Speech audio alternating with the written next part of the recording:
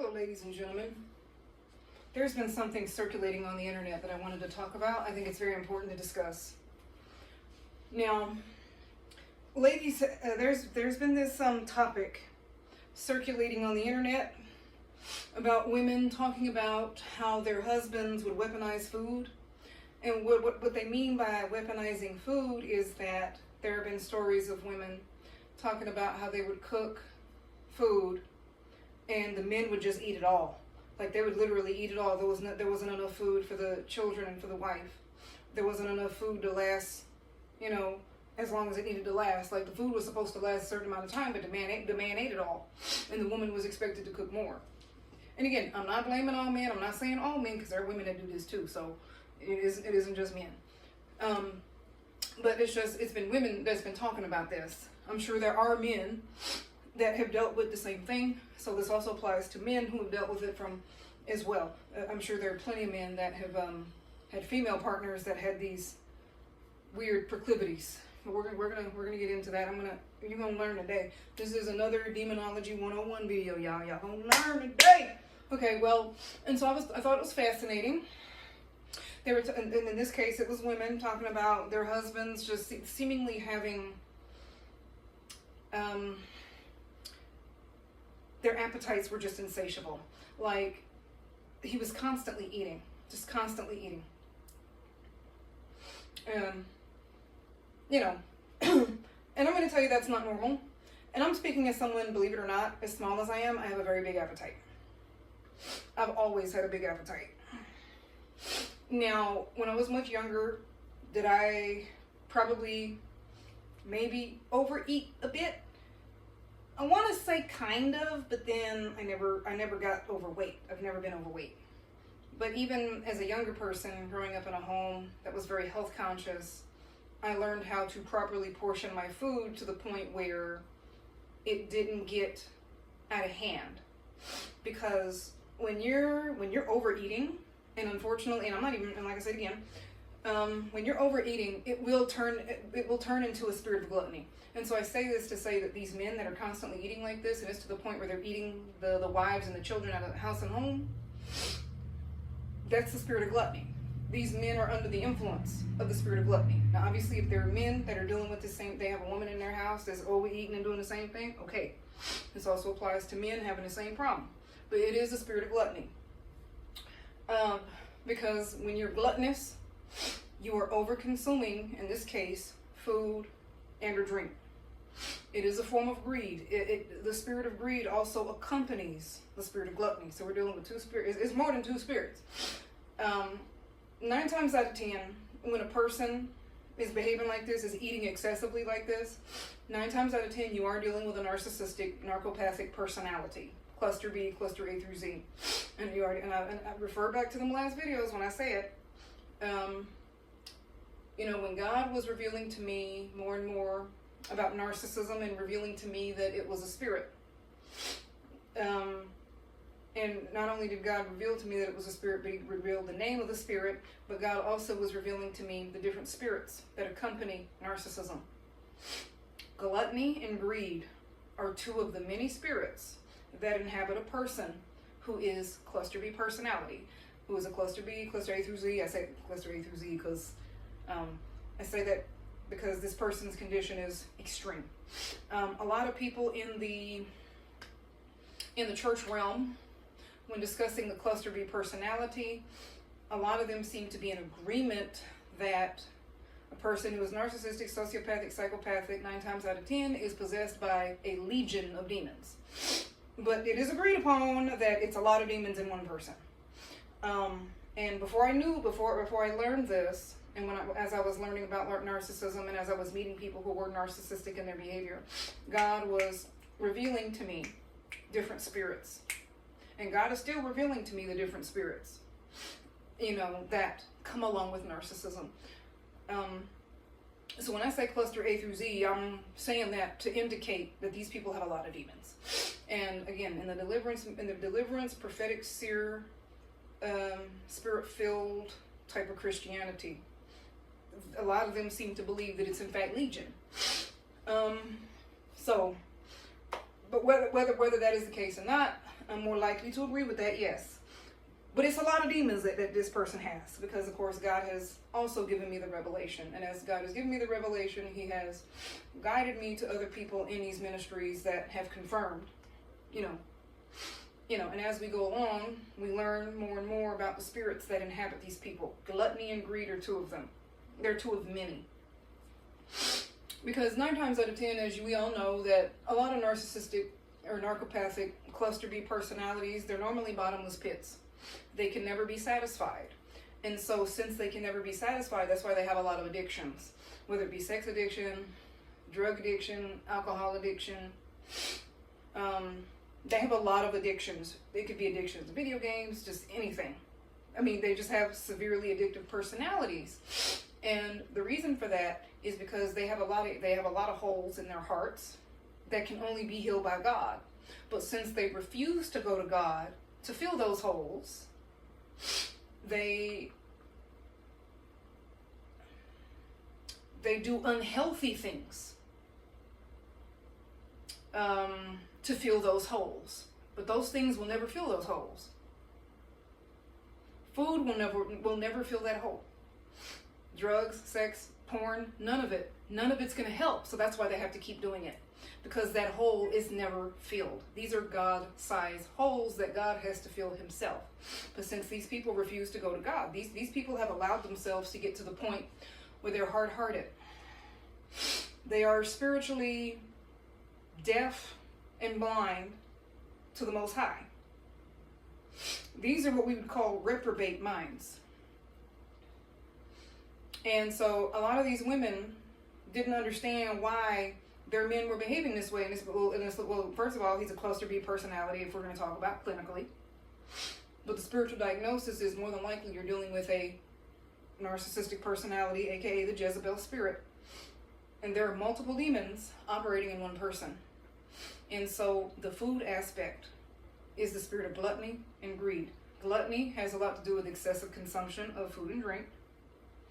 Greed is when you have an excessive desire for whether it's wealth, power, whatever it is.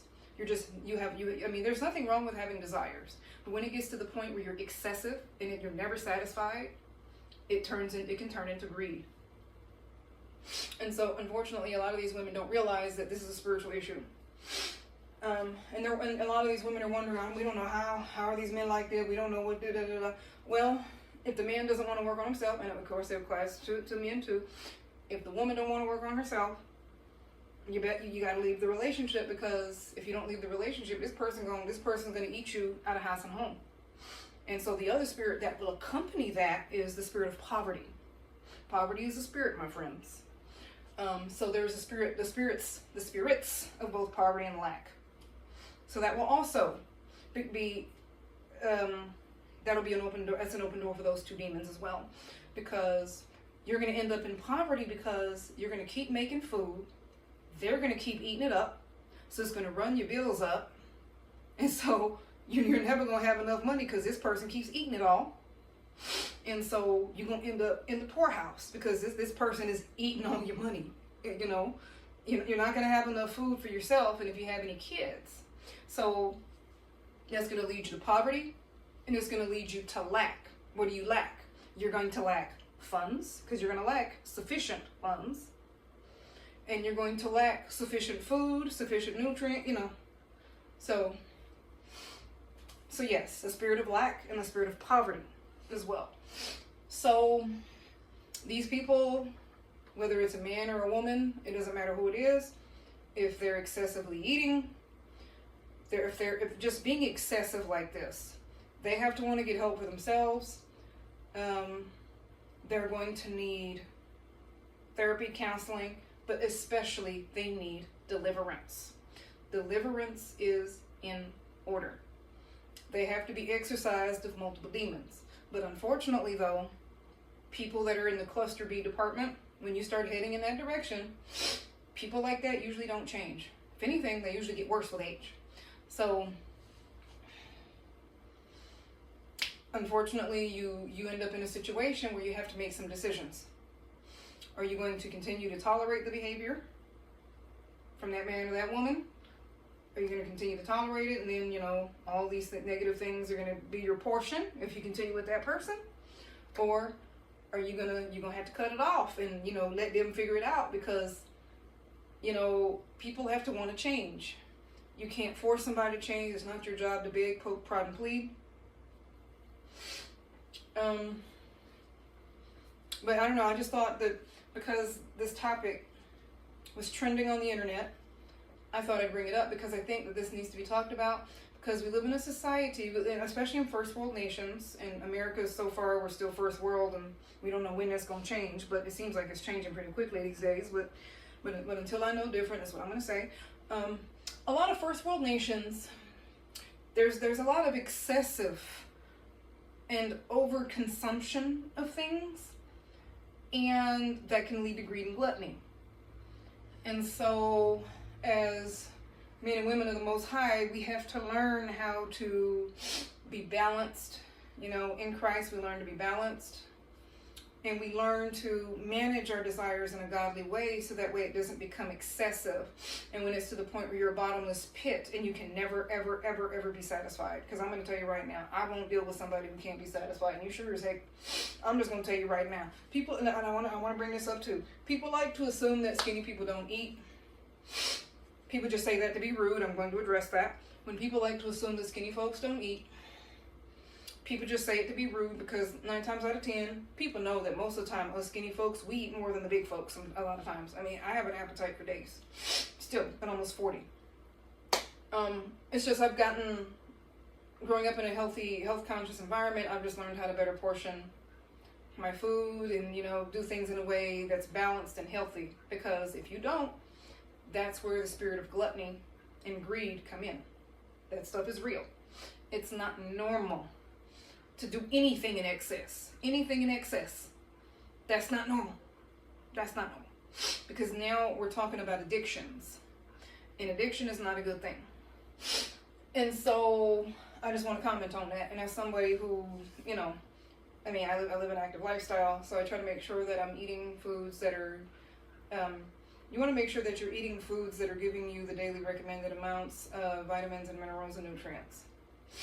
And, you know, my news for my big friends and family, I love y'all, my thick brothers and sisters, I gotta tell y'all, we gotta understand something important here. A lot of the reason why a lot of big people, and this is educational, this is not me making fun of big folks, but a lot of the reason why a lot of big people have trouble losing weight is this, and I'm gonna tell you why. Okay, first of all, these assumptions that it's the skinny folks not eating, 9 times out of 10, that's actually not the case. Now, I do agree that you have skinny people that are in fact anorexic, but you also have big people that are, and I've met those. And 9 times out of 10, what I've seen, and I'm just telling you from observation, what I have seen is this. You have big people, because they assume that skinny people don't eat. I have seen situations where the big person will assume, okay, well, skinny people, they'll assume that we don't eat, so they'll skip meals because they think that that's what we're doing. And so, and then the big people will get frustrated because they're like, I don't know why. How is she able to stay so skinny, but I can't? Well, I'm going to explain why that is. First and foremost, number one, the food that you're eating more than likely is probably not the healthiest. So you're going to have to make changes when it comes to the just overall the type of food that you're eating. You may or may not be working out. Trauma is also another issue. Trauma will cause you to hang on to weight. When you allow God to heal and deliver you from traumas, and you go and get the right counseling and deliverance, that weight will fall right off. And I guarantee you, you'll age backwards too. I really believe the secret to aging is letting God heal and deliver you from all your traumas and your hurts and all that stuff. I guarantee you, weight will fall off. I guarantee you age backwards. I really believe that. I believe that Jesus has the power to do that. And also, you have once again, because it's assumed that smaller folks don't eat, which is not true. I mean, most of the time, when you are skipping meals and you're not eating your 3 meals a day, and you're not 3 healthy meals a day, and you're not eating healthy snacks throughout the day, you're starving yourself. Actually, that's like anorexia, and you might have an eating disorder. And so what you're doing is, when you starve yourself and you're not eating like you're supposed to, your body is going to go into starvation mode and it's going to hang on to the fat. You're not going to lose it. Your body's going to hang on to it. Because you're not feeding it what it needs. And it's like your body's going to start literally eating itself because it's going to be getting nutrients from, that's why it's hanging on to the fat. Cause that's, So I'm not saying that to be disrespectful to anybody who is larger. I'm trying to educate, from, spiritual perspectives, physiological, all of these. I'm just trying to share what the Lord has given me. And also coming from a health conscious background, I have the information, the education from my own parents. So, but again, the spirit of gluttony, it is a very real thing. These are spirits. The person has to want to be delivered.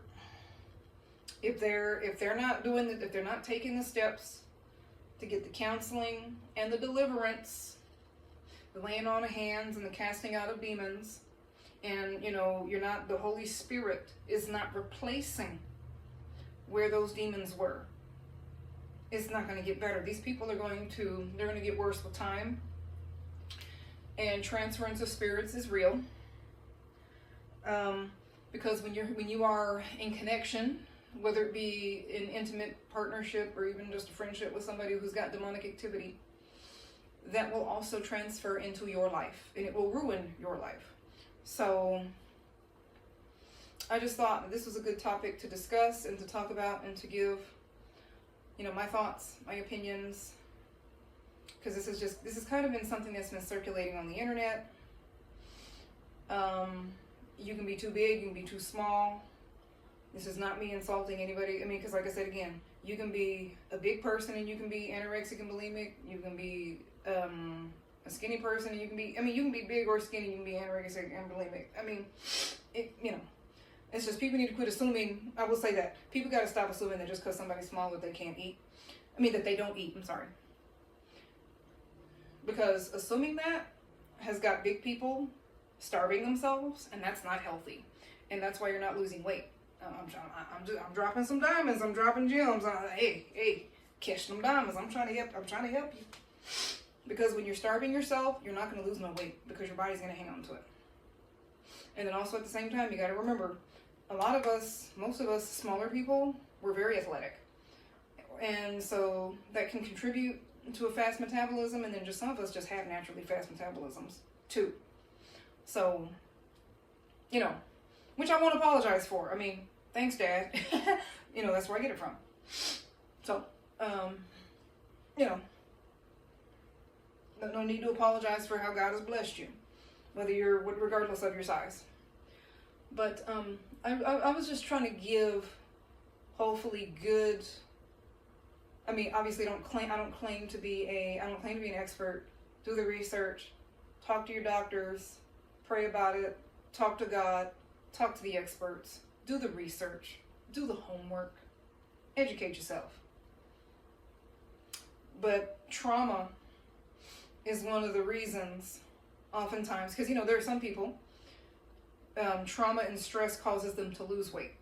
And then you have those who trauma and stress causes them to hang on to weight. Everybody's body is different. People got to stop envying other people, and you got to learn your body, what works with your body, and you need to do what you need to do to work for your body, and stop comparing yourself to somebody else. If you don't like what you got going on in your life, whether it be physically, mentally, emotionally, it doesn't matter. Whatever it is, your job to fix it, nobody else's. So, I really hope this helps somebody, and I hope this blesses somebody. Y'all have an amazing rest of the week, because my goodness, we're already heading into the weekend yet again. So, love y'all, and you all take care.